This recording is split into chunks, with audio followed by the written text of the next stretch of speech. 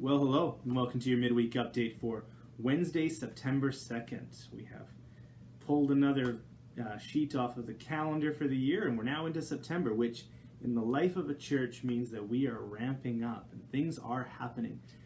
We have a lot going on as a church and a lot coming up. A lot of great things happening that we're celebrating, that we're getting ready for. So I hope that you are ready and excited to get back at things. I wanted to just touch on some of the things that we've got coming up. And the first one is, yesterday many of you will have received an email about risk management training. And I'll just be brief because most of the information was in the email, but coming up on September 19th at 1 o'clock here at the church, we are going to be having our risk management training for the year. And this is not as dry as it sounds. It's very, very important though. So if you're involved or you want to be involved with anything, with any vulnerable sectors, children, youth, ushering, there's a few other ones, but if you are involved in a ministry that requires risk management training, your ministry leader will hopefully be talking to you, but I'd encourage you to be reaching out to any ministry leaders for sectors that you are serving in, or reach out to myself or somebody here at the office. You can call us or you can email us, and that contact information is on our website. But September 19th at 1 o'clock, we've got our risk management training. And I think it's important to remember that while this is viewed as a chore by many people, it is a great opportunity for us to learn new ways in order to keep everybody safe. So I hope you'll join us for that. Whether you are involved in a ministry or not, it is open to everyone. And it's a world-class training that we offer for free. So you don't have to be involved in children's ministry or youth to come out and take part in that, and I hope you'll take advantage of it. The next one is one that I'm very, very excited about, and that is that on Sunday, the September 13th, so just about a week and a half, so not this coming Sunday, but the one after, we're going to be having our Kickoff Sunday.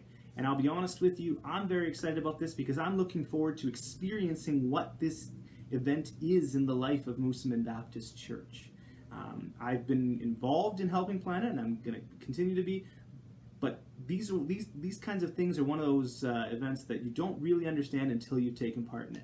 So we're really excited, and weather permitting, we're going to be meeting outdoors.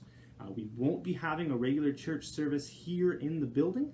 Instead, we'll be meeting outdoors. That location is close to being finalized, but not quite yet, but we will let you know very soon where that's going to be. Of course, with COVID the way it is, we have several regulations we have to follow. And so Kickoff Sunday is going to look a little bit different. We would love to be doing a barbecue or a potluck of some kind, but sharing food right now is not allowed by our province, by the regulations we have. So instead, what we're going to do is ask everyone to bring their own lunch with them. So bring a brown bag of lunch, or bring a cooler for you and your family, or however you want to do it. And bring your lawn chairs. We're going to be outside in a grass setting, in a field of some kind, or in a backyard of some kind. And so bring your lunch with you. We're going to have a small program, a short program, highlighting some of the different ministries here at the church, trying to highlight what the plans are for the coming year and what to get excited about. So I think it'll be a great time for all of us to learn what's happening in sectors of the church that maybe we're not as involved in. But more importantly, I think it'll be a really great time of fellowship for everyone to come together and just spend some time visiting with one another and being a family of Christ together. So bring your lawn chairs, bring your food, and we will physically distance as appropriate, and we will make sure that we're not sharing food between different bubbles, but all of us then can still be in one place and partaking together. So September 13th, we will kick that off. We will let you know exactly where it's going to be, and it'll replace our regular Sunday morning service, but we're really, really excited about that. Last thing I want to say is that you're going to be receiving some more communication from the office over the next week, 2 weeks or so.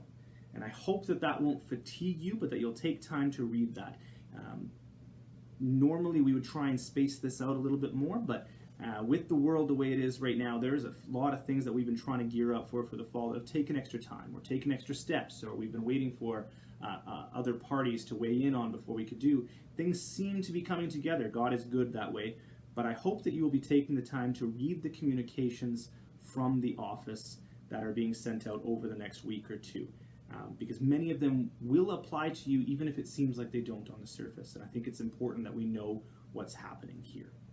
One of those things, and I know I said the last one was the last one, but I've got one more, and that is that this coming Sunday we are going to be doing communion. And I'm so glad that we have found a way to safely do communion with the current rules that we have. Now, it's going to look very different from what we're used to. Instead of a communion table at the front where we'll have all of the elements and have it passed out to you, instead, when you show up for church on Sunday, you'll be picking up a sealed container of juice and a thing of bread, and they'll be in a disposable container with lids for the service so that you don't have to worry about them spilling during the service, but you'll keep those with you throughout the singing portion of the service until we're ready to do communion. And I know that that'll look a little bit different than we're used to, but it still is important to do and important to remember, even if it's under less than ideal circumstances or or that the circumstances are different than what we're used to. Comfort is good if it leads to healthy things, and I hope that this won't be too uncomfortable. But as I've said in the past, and when we did this virtually, communion should never totally feel comfortable. And this is something that is actually quite dark and quite barbaric in a way.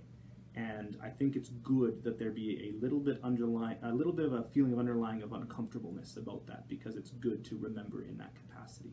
So that's what I have for you this week. Keep those things in your thoughts and your prayers. I hope you'll join us for risk management. I hope you'll join us for the Kickoff Sunday, and I look forward to sharing with you all again on Sunday as we continue to do church in these unusual times. In the meantime, God bless you all.